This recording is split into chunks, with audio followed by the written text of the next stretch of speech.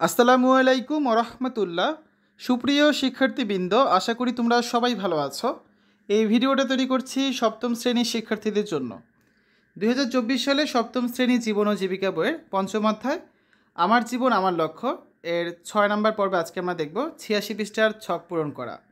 তোমরা যারা এখনও অন্যান্য বিষয়ের ভিডিওগুলো দেখোনি তারা আমাদের চ্যানেলের প্লেলিস্ট অপশন থেকে ঘুরে আসতে পারো।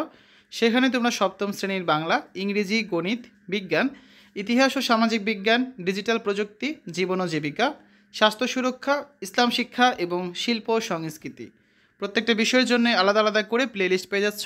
এখান থেকে তোমাদের যার যে বিষয়ের ভিডিও দরকার খুব সহজেই তোমরা দেখে নিতে পারবে। আজকে আলোচনা করব 86 পৃষ্ঠার এই কাজটা নিয়ে, নিজের জন্য পেশা নির্বাচন। এবার আমরা একটু ভিন্ন ধরনের কাজ করব। আমার পছন্দ, আগ্রহ ও সামর্থ্য বিবেচনা করে আগামীতে আমি নিজেকে কী হিসেবে দেখতে চাই তার একটি চিত্রকল্প তৈরি করব।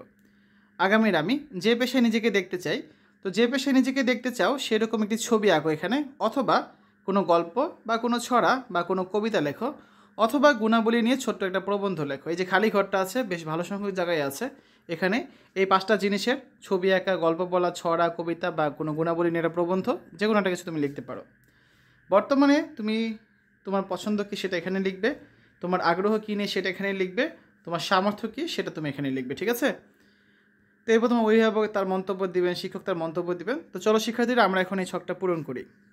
দেখো 86 পৃষ্ঠার ছকের সমাধান। বর্তমানে আমি যেগুলো পছন্দ করি সে বা আমার পছন্দগুলো হচ্ছে কি, পাইলট, ইঞ্জিনিয়ার এবং ডাক্তার।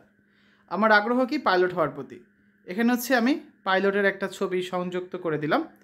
আমি ভবিষ্যতে যা হতে চাই, ঠিক আছে, আমি ভবিষ্যতে একজন পাইলট হতে চাই। তো এটা প্লেনের ছবি, একজন পাইলটের ড্রেস পরে একটা মানুষের ছবি এখানে সংযোজন করে দিলাম। তো আমার সামর্থ্য কী, আমি কী সামর্থ্য থাকতে পারে আমার, বা আমি কী করতে পারি, শিক্ষিত কোনো অ্যাভিয়েশন ইনস্টিটিউট থেকে আমি কোর্স সম্পন্ন করব। এতে করে কিন্তু পাইলট হওয়ার প্রতি আমার যে আমার ক্রমান্বয়ে যে ধাপগুলো অতিক্রম করতে হবে, আমার কিন্তু এক ধাপ কিন্তু এতে করে কমপ্লিট হয়ে যাবে, ঠিক আছে? এরপর হচ্ছে এখানে মন্তব্যগুলো তোমার শিক্ষক এবং অভিভাবক তাদের মন্তব্যগুলো দিয়ে দিবেন। এই হচ্ছে আজকে আলোচনা। আগামী ক্লাসে 88 পৃষ্ঠা একটা দলগত কাজ আছে, এই দলগত কাজের সমাধান নিয়ে আমরা আলোচনা করব। শিক্ষার্থীরা এতক্ষণ তোমরা দেখলে সপ্তম শ্রেণী জীবন ও জীবিকা পঞ্চম অধ্যায় 86 পৃষ্ঠার ছকের সমাধান। আশা করি তোমাদের কাছে ভিডিওটা ভালো লেগেছে।